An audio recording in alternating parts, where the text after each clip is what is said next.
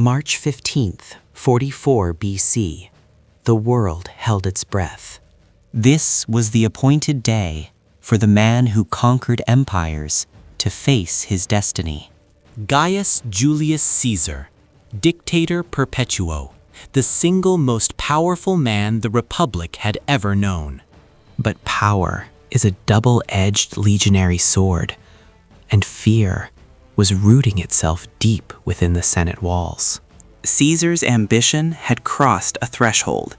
He was no longer just a general. He was a king in all but name. The conspirators saw tyranny where Caesar saw destiny, and they sought a noble face for their brutal undertaking. Marcus Junius Brutus, Caesar's confidant, some say his own blood. The tragedy begins here, with friendship. Brutus believed in the Republic above all men. He felt the crushing weight of duty and the cold call of treason. The warnings came, strange omens, disturbing portents. Fate was shouting, but the dictator would not listen. Beware the Ides of March. On the night before, Caesar's wife, Calpurnia, dreamt of disaster. She saw her husband bleeding in her arms. She begged him to stay home, to cancel the Senate session.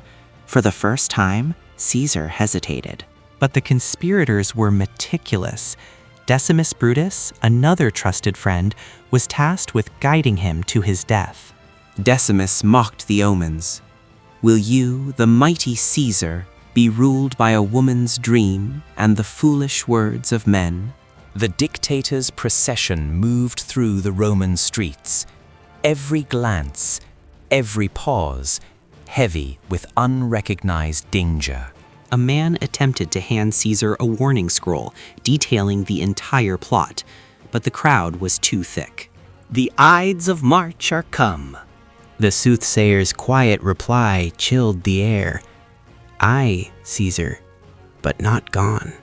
Inside the Curia of Pompeii, the trap was set.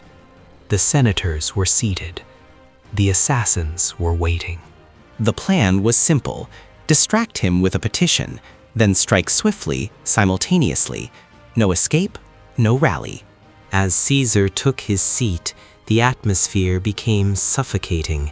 Every breath was a moment stolen from history.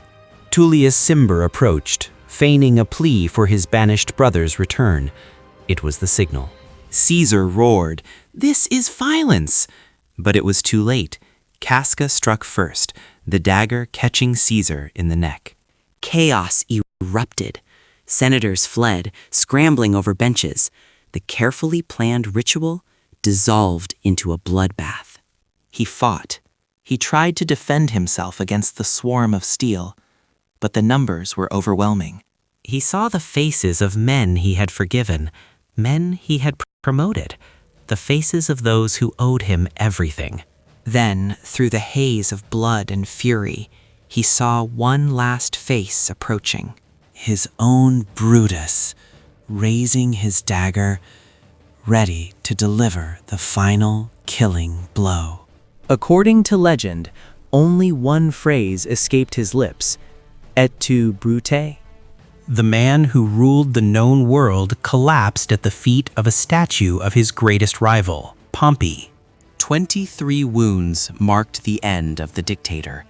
23 daggers of betrayal. Brutus held his bloody dagger high. He shouted to the terrified Senate, "Rejoice! Rome is free again." But freedom was not what they found. The removal of Caesar did not restore the Republic. It simply unleashed years of horrific civil war. The vacuum of power demanded a new master. The conspirators underestimated Rome's devotion to Caesar and the political genius of his heir, Octavian. The Republic died that day, not with a ceremonial law, but with the savage reality of a dictator's murder. The Ides of March remains the ultimate study in political assassination, a cautionary tale of hubris and misplaced trust. The betrayal shattered an empire's heart, proving that even the man who conquered the world could be felled by a whisper. and a friend's dagger. Thank you for joining this journey through history's most tragic day. Don't forget to like and subscribe for more insights into the lives that shaped our world.